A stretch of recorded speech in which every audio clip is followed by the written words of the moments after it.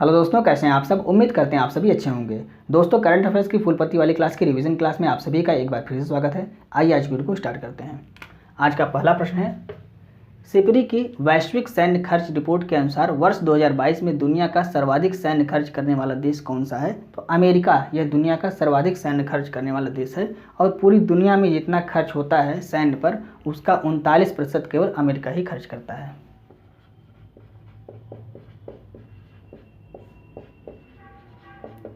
39% खर्च करता है। पूरी दुनिया का जितना खर्च होता है उसमें से 39% केवल अकेले अमेरिका खर्च करता है।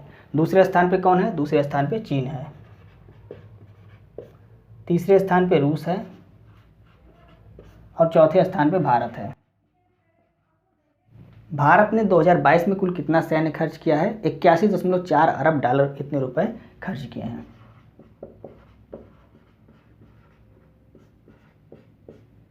भारत ने कुल 81.4 अरब डॉलर रुपए खर्च किए हैं 2022 में। ये प्रश्न आपसे पूछा जाएगा, ये इंपॉर्टेंट प्रश्न है। 2021 की तुलना में 2022 में कितना प्रतिशत वृद्धि हुई है खर्च में, सैन्य खर्च पर? तो 6% की वृद्धि हुई है। इसको आपको याद रखना है। दूसरा प्रश्न देखते हैं। हाल ही में दुनिया में पहली बार क्रिप्टो विनियमन के लिए मीका कानून का निर्माण किसने किया है? यूरोपियन यूनियन ने इस कानून का निर्माण किया है। मीका कानून का फुल फॉर्म क्या है? मार्केट इन क्रिप्टो एसेट इसका फुल फॉर्म है। यानी कि मीका का फुल फॉर्म क्या है? मार्केट इन क्रिप्टो एसेट इसका फुल फॉर्म है। और इस कानून को किसने बनाया है? यूरोपियन यूनियन ने इसको बनाया है।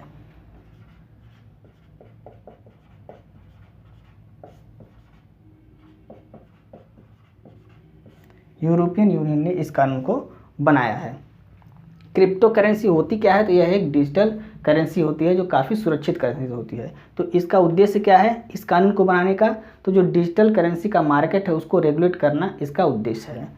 यूरोपियन यूनियन की स्थापना कब हुई? तो इसकी स्थापना 1 जनवरी 1993 में हुई। 1 जनवरी 1993 में इसकी स्थापना हुई। मुख्यालय कहाँ पर है? तो ब्रुसेल्स में इसका मुख्यालय है। Brussels, Belgium.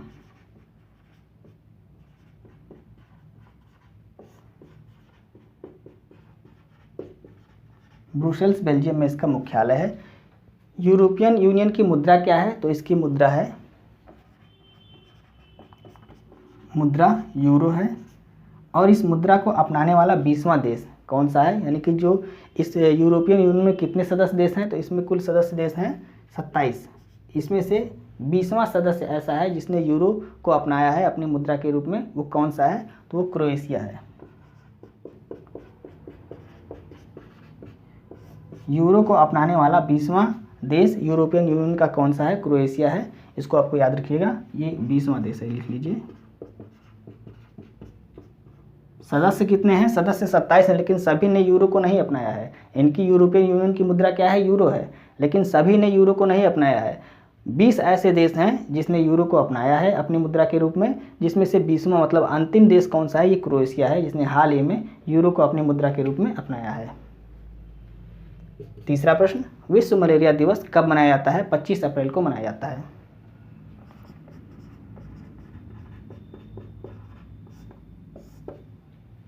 शुरुआत कब हुई इसकी? 2007 में इसकी शुरुआत हुई। मलेरिया की खोज किसने की? रोनाल्ड रॉस ने इसकी खोज की।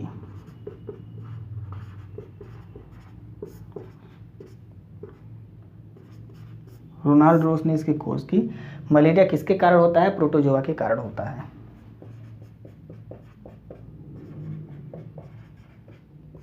प्रोटोजोआ के कारण होता है। इसका वाहक कौन होता है? मादा एनाफिलीज मच्छर इसका वाहक होता है।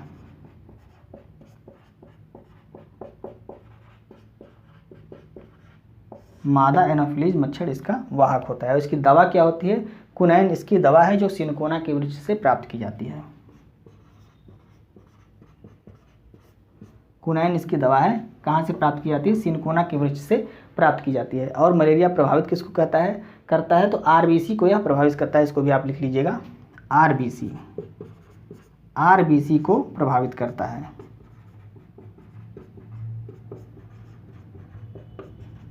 मलेरिया आरबीसी को प्रभावित करता है। ये इंपॉर्टेंट है, इसको आप नोट कर लीजिएगा। चौथा प्रश्न, तारिक फतेह जिनका हाल ही में निधन हो गया, इनका संबंध किस क्षेत्र से था? तो ये पत्रकारिता के क्षेत्र से संबंधित थे।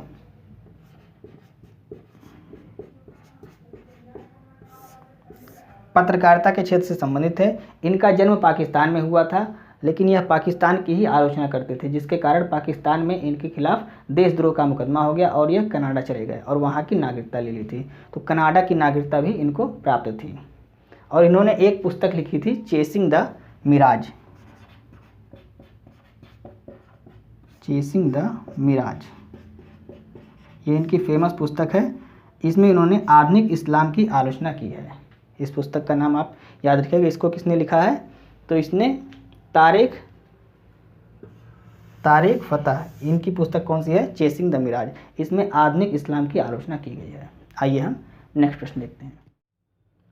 5वां प्रश्न है, हाल ही में पीएम मोदी ने भारत की पहली वाटर मेट्रो को कहाँ प्रारंभ किया है? कोच्चि, केरल में प्रारंभ किया है।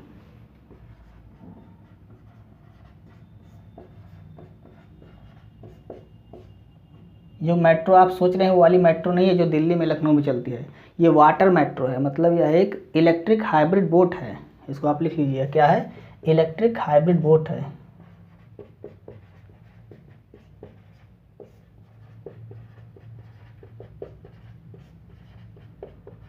और यह बैटरी से संचालित होगी, यह बैटरी से संचालित होगी।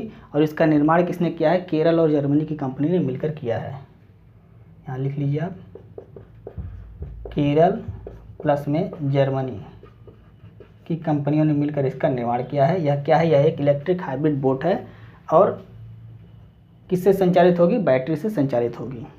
6वां प्रश्न, सोलर इंडस्ट्रीज द्वारा विकसित स्वदेशी यूएवी कौन सा है जिसे भारतीय सेना खरीदने जा रही है? नागास्त्र फर्स्ट उसका नाम है। यूएवी का मतलब क्या होता है? अनमैन्ड एरियल व्हीकल, या इसे ड्रोन भी कह सकते हैं।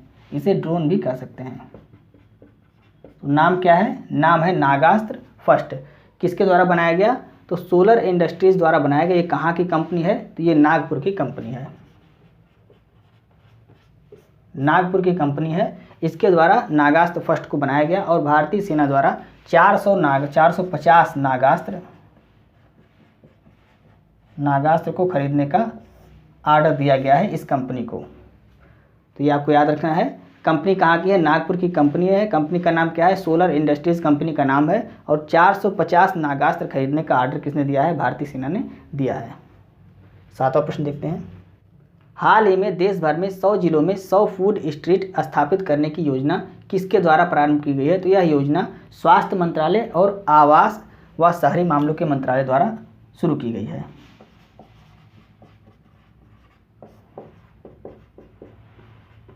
स्वास्थ्य मंत्रालय प्लस आवास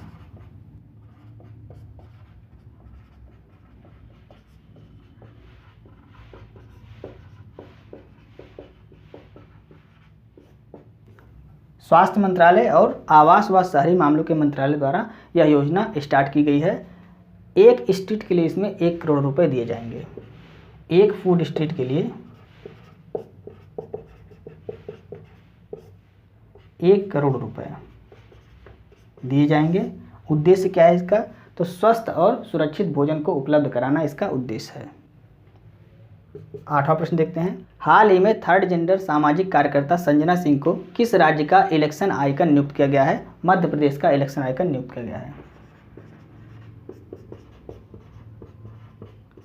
मध्य प्रदेश का इलेक्शन आइकन नियुक्त किया गया है। मध्य प्रदेश के चुनाव आयुक्त कौन हैं? तो अनुपम राजन इसके चुनाव आयुक्त हैं। अनुपम राजन इसके चुनाव आयुक्त हैं। इनके द्वारा आइकन नियुक्त किया गया है। कहाँ का? मध्य प्रदेश का नियुक्त किया गया है। किसको नियुक्त किया गया है? तो संजना सिंह को नियुक्त किया गया है। एक जानकारी और आप याद रखेंगे, मध्य प्रदेश में स्वच्छ भारत अभियान की पहली थर्ड जेंडर ब्रांड एम्बेसडर किसको बनाया गया है? ये भी संजना सिंह को ही बनाया गया है। इसको भी आपको याद रखना है। आइए नेक्स्ट प्रश्न देखते हैं। 9वां प्रश्न है, अमेरिका आप्रवासन परिषद द्वारा वर्ष 2023 का आप्रवासी उपलब्धि पुरस्कार किसे प्रदान किया गया है? नीली बेंदापुड़ी को प्रदान किया गया है।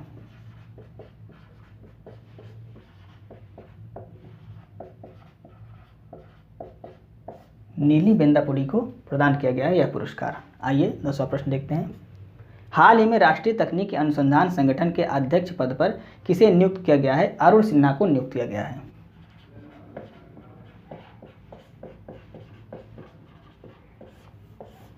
स्थापना कब हुई राष्ट्रीय तकनीकी अनुसंधान संगठन की? तो 2004 में इसकी स्थापना हुई। मुख्यालय नई दिल्ली में है